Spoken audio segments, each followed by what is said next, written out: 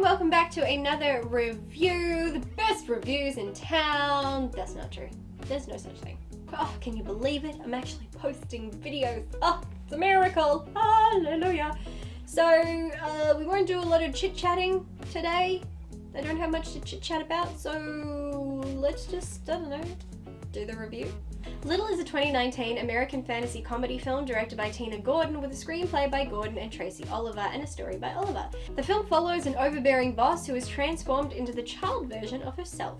So it's safe to say that the concept of this film is far from new or original. Just look at films like Big from 1988, Suddenly 30 from 2004, 18 Again from 1988, and 17 Again from 2009. So while I can't commend the film on originality, I can at least appreciate that the film went in with a familiar idea and put a message behind it that the audience can find relatable. I do think at times the film was more concerned with depicting bizarre antics as opposed to delivering its message, and so for much of the film the message is drowned out, but when the story comes back around to give it some attention, it really goes right to the heart. The main message of this film was even stated during one particular scene, just in case the audience was confused. The film is ultimately about how we as children are fearless, we dream about what we want to be, we are so sure of ourselves, and we are ourselves at all times. But then you start to grow up and you enter a world where people tell you what you can and can't say, what you can and can't do, dictate how you must dress, how you must see the world, and how you must even see yourself.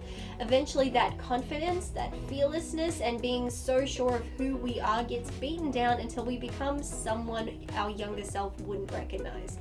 This film approaches the subject of recapturing youth, but not in a vain attempt to bypass aging, but to take and learn from our younger self as to better the adult we've become.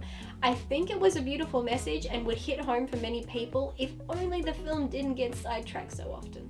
Regina Hall is one of my favorite actresses. Don't go a day without using a Brenda quote.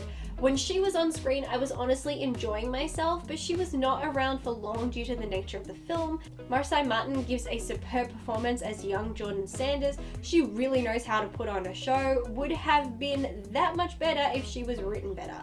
Don't get me wrong, the character had some brilliant moments, especially when she has heart-to-heart moments, but so many other aspects of the character are so insane that I couldn't take them seriously.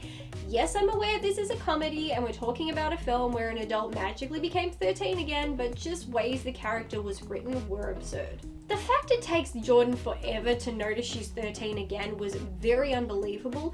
As someone so self-absorbed, I find it hard to believe she would be so unaware of her own body.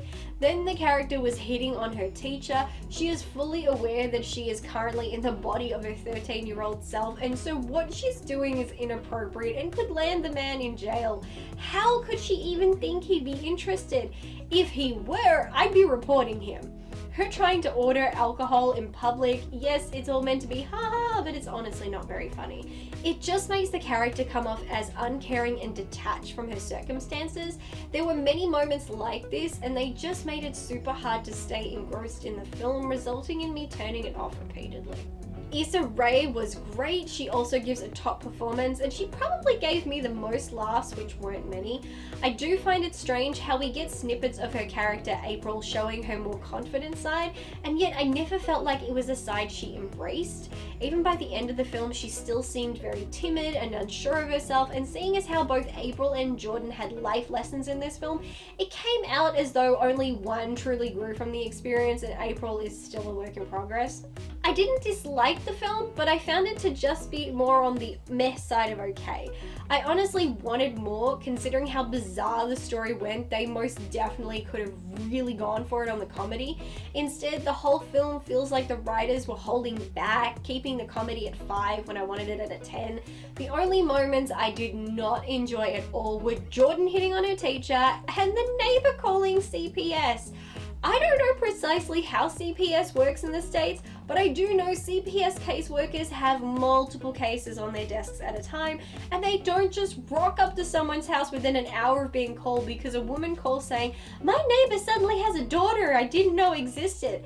That's not a crime! Adoption and joint custody are real things. Most of the time the police show up first and a family might be monitored before CPS takes action. They don't show up just because someone makes a call with zero information.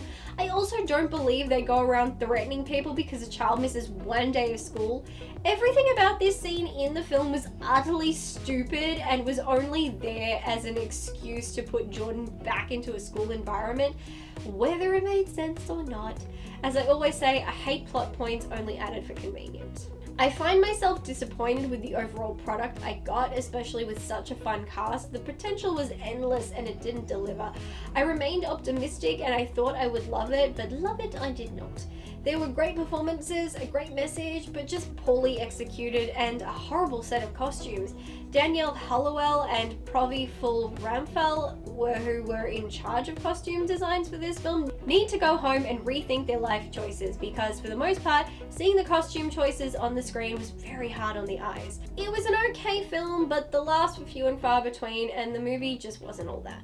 It's such a shame because I had such high hopes for this film. I really thought I was gonna enjoy it. I know that I was seeing some not so great reviews of this film, which made me more optimistic that I was gonna like this, but I didn't.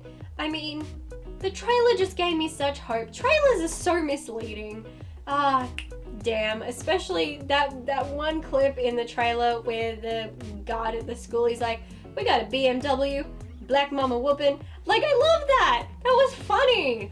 And then when I'm watching the scene, I'm like, not like, that's still funny, but it's not as funny as it was in the trailer. But anyway, if you have seen this film, please comment below. Tell me what you thought about it.